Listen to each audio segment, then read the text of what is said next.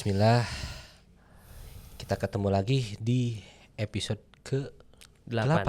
Oke, ke-8 ini Kang. Ini Ramadan yang ini kita jangan lewatin keutamaannya. Aku kadang suka ini Kang, suka bermuhasabah diri. Doa-doa aku ini Allah kabulin gak ya? Masya Allah. Suka overthinking Kang. Kemudian ini dosa-dosa aku ini Allah ampunin gak ya? Gitu. Ya semoga aja Kang, aku banyak dosa dan Allah ampuni dosa aku Kang. Amin ya rabbal alamin. Ya, berharap ya kalau kita flashback lagi ya ke materi yang tentang doa yang di awal-awal. Yang lebih penting dari diijabahnya doa adalah istiqomah dalam berdoanya. Betul. Karena Allah pasti mengiringi setiap doa itu dengan ijabahnya doa, Abah. Jadi mungkin secara secara real gitu, kita menanti jawaban dari doa-doa yang kita panjatkan secara real mungkin gitu ya. Sehingga masih dalam penantian dan muncul pertanyaan seperti tadi.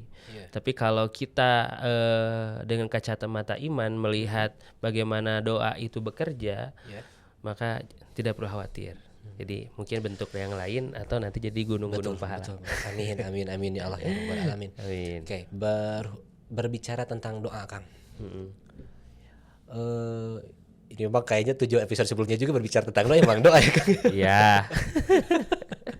Aduh, ini efek lapar kayaknya Kang. Astagfirullahaladzim. Ini Kang, aku pernah mungkin bisa dibilang ya di posisi yang amat sulit dan kayaknya bukan aku doang sih. Semua orang kayaknya semua manusia di dunia pernah merasakan posisi yang benar-benar sulit, gak tahu arah, bingung harus ngapain, minta ke siapa. Kadang kalau punten ya Kang ya, pernah sekali kejadian aku bingung harus minta ke siapa. Gitu. Minta apa? Kadang aku bilang ya Allah, itu harus kemana? Padahal aku bilang ya Allah gitu. Itu harus kemana? Minta kemana gitu, minta jawaban. Kadang suka dilema dengan masalah yang banyak, ditekan sana sini, bingung jalan keluarnya kayak gimana, bingung minta ke siapa, minta tolong ke siapa, ujung-ujungnya bengong Kang. Itu ada nggak sih Kang doa dari di Al-Quran gitu yang kondisinya benar-benar kita lagi kepepet, ditekan sana sini, bingung, mungkin bisa dibilang taruhannya nyawa mungkin ya Kang ya. Ada nggak sih Kang doanya? Masya Allah. Mungkin bisa dikaitkan dengan bagaimana kondisi kita kalau dalam kondisi yang sangat sulit gitu ya, terus buntu. Betul. Dari berbagai solusi yang ditawarkan. Maju salah, mundur salah, kiri kanan salah gitu kan. Iya. Kayak mungkin kalau ditilang gitu ya. Mundur takut ditabrak. Maju ada Pak Polisi. Ada polisi. Udah ditilang, itu juga masalah baru. Ya begitulah. Saat ditilang ada masalah baru nanti ya. Saya paham maksudnya kan. Iya. Nah jadi kita perlu memang untuk memahami konteks setiap masalah itu memang selalu ada respon terbaik. Saya tidak bilang solusi ya, tapi selalu ada cara bagaimana kita merespon dengan respon yang terbaik. Iya. Misalkan kondisi yang buntu nih, nabi yang salah satu nabi yang dijuluki Qawiyul Amin siapa? Nabi Musa ya. Beliau kuat dan juga yang terpercaya gitu ya. Nabi Musa itu saat masih di Mesir di masa mudanya itu pernah dalam tanda kutip terjadi cekcok gitu. Cekcok dengan orang Mesir lainnya. Tapi ternyata saat cekcok itu karena beliau bertubuh kekar besar, pokoknya nama kuat lah. Sekarang kita Abah kalau misalkan dorong-dorongan kira-kira sampai mati nggak?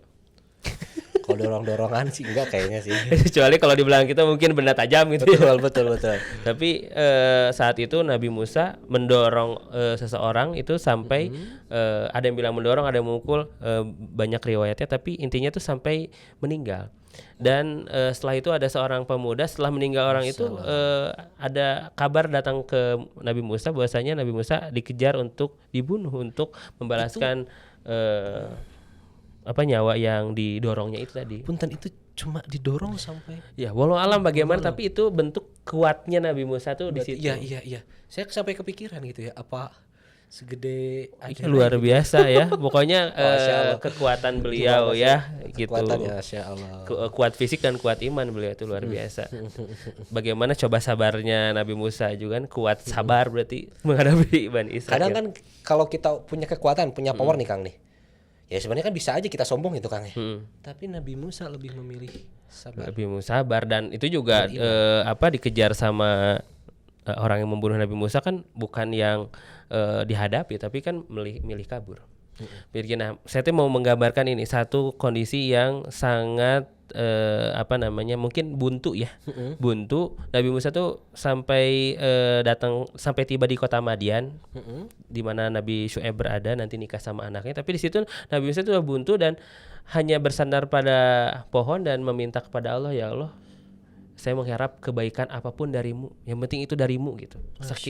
Jadi poin yang ingin saya highlight adalah kebuntuan itu secara hakikat memang kita tuh perlu meminta tolong kepada Allah, dan fitrahnya manusia kalau udah sulit ya Allah lagi gitu ya. Saya melihat pernah di satu gereja lalu ada gempa, ya takbir juga di dalamnya, Allahu Akbar juga. Saya pernah lihat itu ya, luar biasa. Mungkin fitrah manusia ya. Itu mungkin bisa jadi mungkin saya pernah lihat video-videonya Kang gitu. Karena lingkungannya orang Muslim semua. Gitu. Mungkin jadi spontanitas. Jadi spontanitas gitu. Ya, itu seperti itu. Nah, yang lebih realnya lagi, bukan lebih real ya, mungkin dari kisah yang lainnya lagi, ada juga pasti tahu dong kisah Ashabul Kahfi ya. Oh, itu terkenal banget. Masyhur ya Ashabul Kahfi ya. Semoga kita bisa meladani perjuangan beliau itu ya, luar biasa hebat gitu. Dan ternyata ya, fun fact, Ashabul Kahfi itu orang-orangnya itu bukan orang-orang biasa, bukan pemuda biasa. Mereka itu adalah sekelompok anak-anak muda dari keturunan bangsawan elit di di kerajaan yang zalim pada saat itu. Bangsawan. Mereka itu adalah bangsawan. Kalau bahasa kita mungkin anak pejabat. Anak pejabat. Tapi anak pejabatnya ini mereka berharap sebuah perubahan. Masya Allah. Perubahannya apa? Perubahannya ya mereka tuh sangat tidak nyaman dengan kezaliman raja yang berkuasa. Lagi menjabat itu. Iya, menjabatnya. Astagfirullahaladzim. Tahan saya Kang. Astagfirullah. Semoga Allah kuatkan saya Kang. Iya. Semoga pemirsa tahu maksudnya. Enggak ya. Nah, maksud jangan gibah Kang, jangan gibah. Nah, lanjut ya. Nah, itu tuh Ashabul Kahfi itu diceritakan seperti itu dalam beberapa riwayat. Mereka tuh sudah punya keresahan.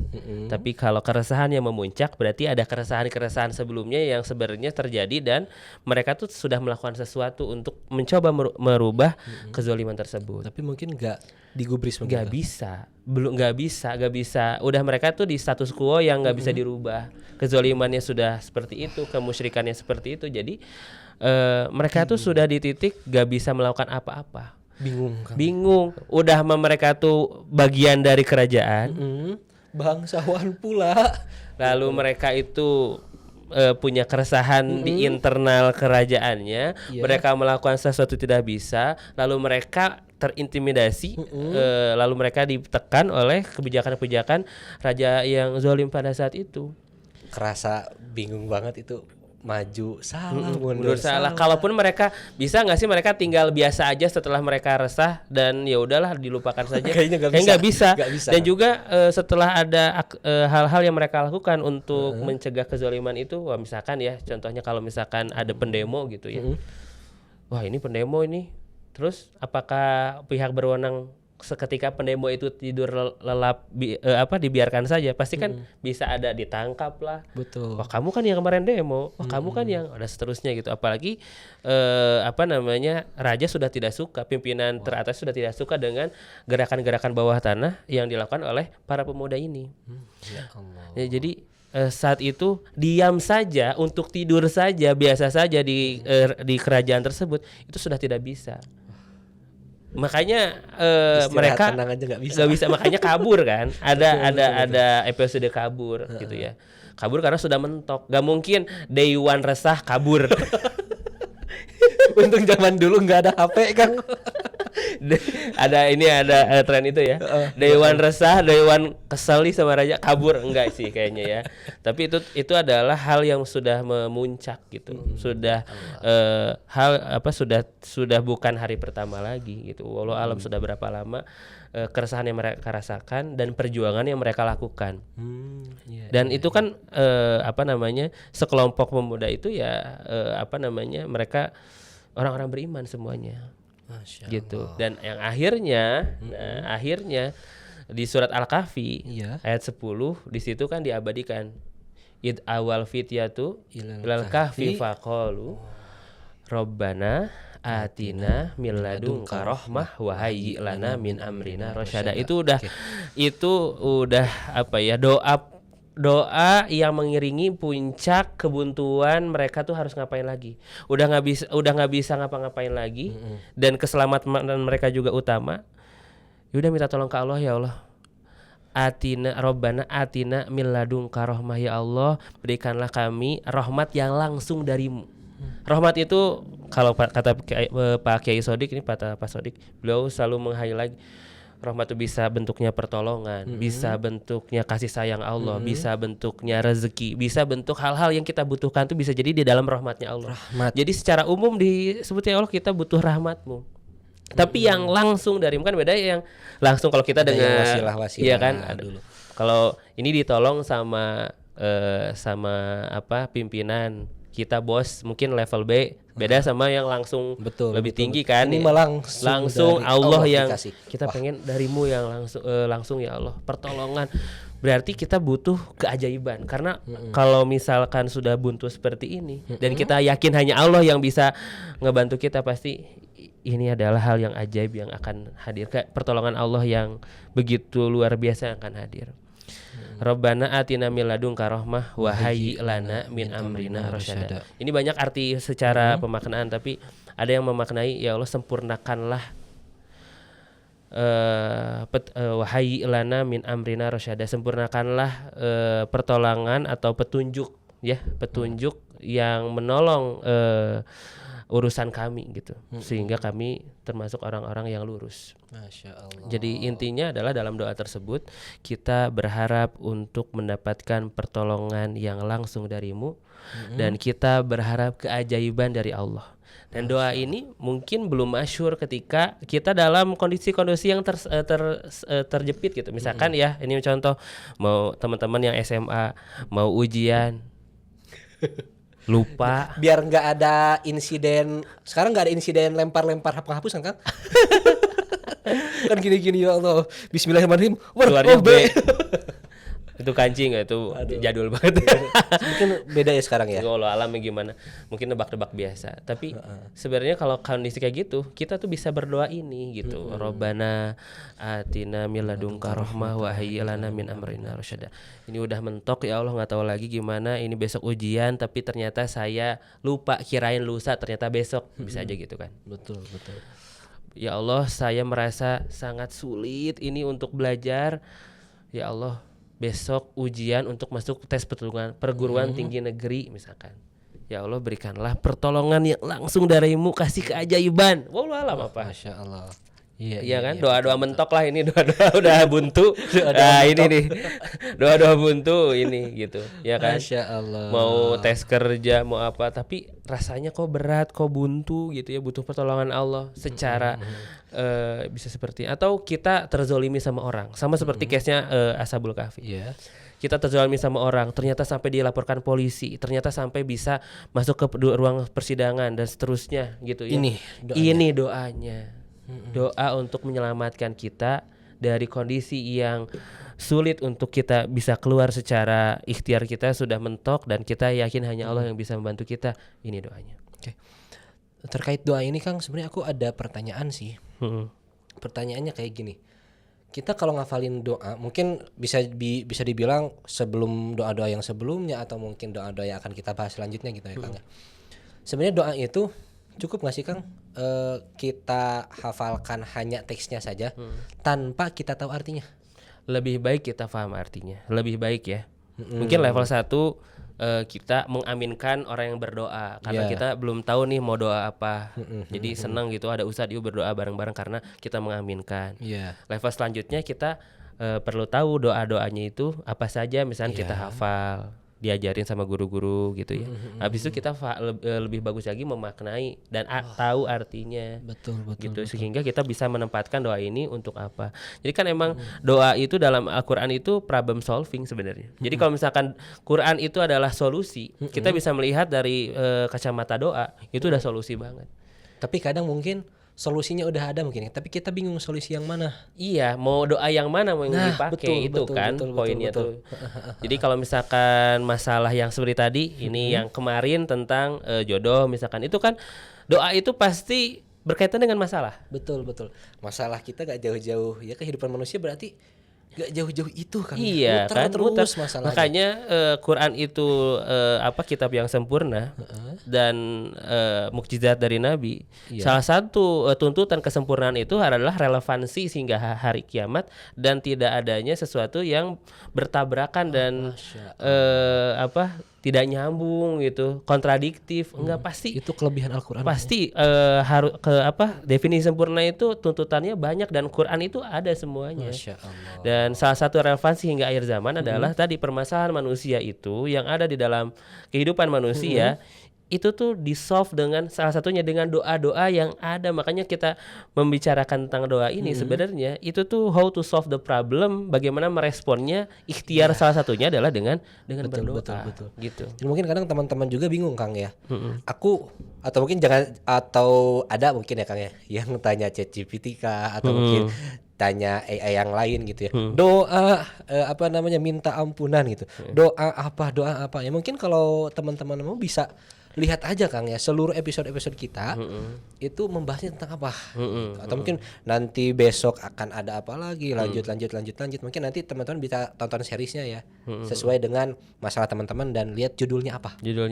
Betul. Ya, kalaupun enggak kita tonton mungkin untuk nextnya atau kita bisa kasih tahu orang lain mungkin yang punya masalah serupa. Betul. Nih, kamu punya masalah? Masalah kamu apa? Ini, lihat Rebana. Ada daftar isi masalah dan ada daftar isi doa. Solusi. Ya kan gitu. Masalah kamu apa? Nih, kita cocokkan. Iya, kayak ngedoa tuh kayak kita minta backup sama Allah. Kan kalau punya backupan coba Abah punya kenalan misalkan biasanya lebih berani. Pejabat kan berani ya. Ayu gitu kan. Kamu enggak tahu saya siapa. Kamu enggak tahu saya kenal sama siapa. Kamu enggak tahu saya keluarga siapa. Kamu enggak tahu? Iya. Saya juga tahu. Saya dapatnya dari Bapak gitu. Kehilangan arah. Ya itu. Saya jadi ingat satu cerita tentang membackup ini nih. Jadi gini ya ceritanya teh. Teman saya itu dia memberikan nama di HP-nya, nama istrinya. Coba saya tanya dulu, Abah kalau nulis nama di HP di kontak nama istri itu panggilan sayang atau apa? Panggilan sayang. Panggilan sayang lah, itulah kan lumrah ya. Ya. Beliau itu memberikan nama di HP-nya itu Kapolda Jabar. Nama istrinya itu Kapolda Jabar. Kapolda Jabar. Terus itu emang sebenarnya bercandaan tongkrongan tapi dia tulis aja lah iseng gitu jadi biar seru gitu. Nama istrinya emang karena tegas mungkin ya istrinya dan atau wallahu alam lah dengan segala karakter istrinya dibecandain Kapolda Jabar. Dan itu enggak diganti-ganti. Emang itu aja gitu. Suatu saat dia ditilang. Nah, ini cerita serunya nih.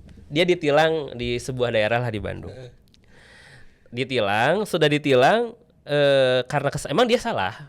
Dia salah, kalau nggak salah nggak boleh belok, dia belok atau dia terobos lampu merah, saya lupa. Pokoknya dia ditilang, emang kesalahan dia. Setelah ditilang, lalu beliau itu ketemu sama polisi gitu ya, HP-nya taruh di meja gini. Kan masuk ke dalam ruangan biasanya gitu kan, ngobrol.